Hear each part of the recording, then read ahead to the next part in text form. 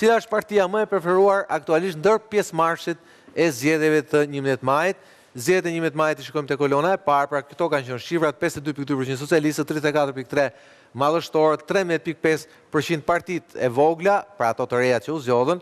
Këtu kemi një përqindje që e kemi futur ne, pra një parti e re nëse ajo krijohet. Kjo është pyetja e re. Dhe shikojmë çfarë ndodh. Socialistët për herë të parë nga disa javë rreshku luhateshin midis 45 dhe 44%, shikojmë që për herë të parë socialistët kanë fituar zaloshnja rreth 3 pika, po jo? Diçka më shumë se 3.2 pikë. 3.2 pikë, që është diçka më shumë mbi marzhin e gabimit. Janë përtej marzhit gabimit. Shikojmë demokratët që ndrojnë po të njëjtat vlera. Të javës kaluar 25.6% ishën 12 janar, 25.3%.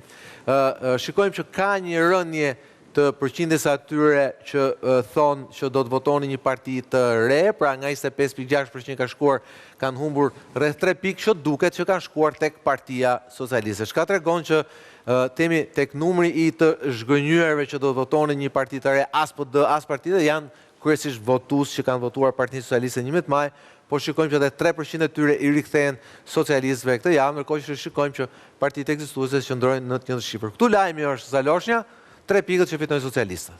Po, siç e tham, sondazhi është zhvilluar të shtunën dhe të dielën dhe kuptohet që ka pas ngjarje jo të pakta të shtunën dhe dielën. Një ishte lajmi që kemi një ftesë të Donald Trumpit për Edi Ramën për të qenë pjesë. Që s'do ishte lajm nëse nuk do ishte fryrë opinioni publik me tezat e... Po sepse... Që vjen dja pak, sepse marrin Ramën me tuta ndajke. Kishim kaq skenar të çuditshëm filmash Netflixit, siç duket shohim filma Netflixit dhe ndërtojnë skenar.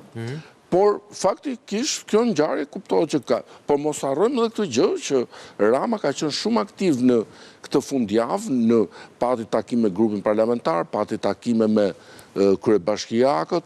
Pra, gjitha këto kanë ndikimin e vet në opinionin publik dhe mos harrojmë që një javë më përpara, kur kemi bërë sondazhin, Shqipëria ishte mbytur me ujë. Ishte në ujë, po e vërtetë. Ishte në ujë.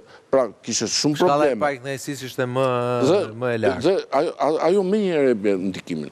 Po vetë fakti që kemi një rritje përtej marzhit gabimit, kjo më jep siguri statistikore që pa diskutim këtë javë, pra kemi një rritje të përkrahjes për Partinë Socialiste.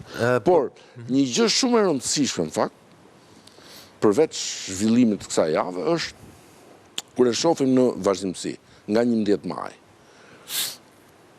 Partia Demokratike ka sot vetëm më pak se treqerekun e mbështetjes që pati në 11 maj. Nga këta njerëz që morën pjesë në 11 maj. Ka më pak se treqerekun e tyre.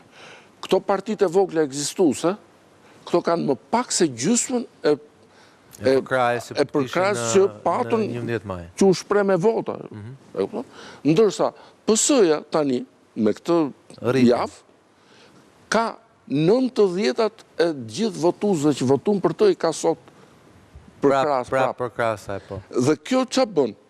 Kjo e rrit edhe më shumë atë hendekun midis votave të PS-s edhe votave të PD-s dhe këtyre partive të vogla opozitare. Po normal, ajo kuptohet edhe në përqindje, se shikohet nëse jemi 52 me 34, këtu jemi 47 me 25, pra këtu flasim që jemi 22 pikë, ndërkohë që kemi qenë 18 pikë. Kjo vërteton atë që por kjo, po ta përkthesh mandate, patjetër pra. E rrit edhe më tej. Pra, nuk do kemi më 83 me 50 me 7 që kanë këto të voglat. Po mund të shkoj 88 me 28. Pra e thoni, në e përkthyer mandate kjo do ishte më shumë se në...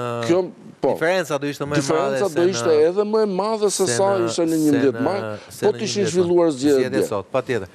Birsita, megjithatë unë prap themi, unë ja vë këtë rritjen absurdit, idiot, të investimit tek një tezë fantazmagorike.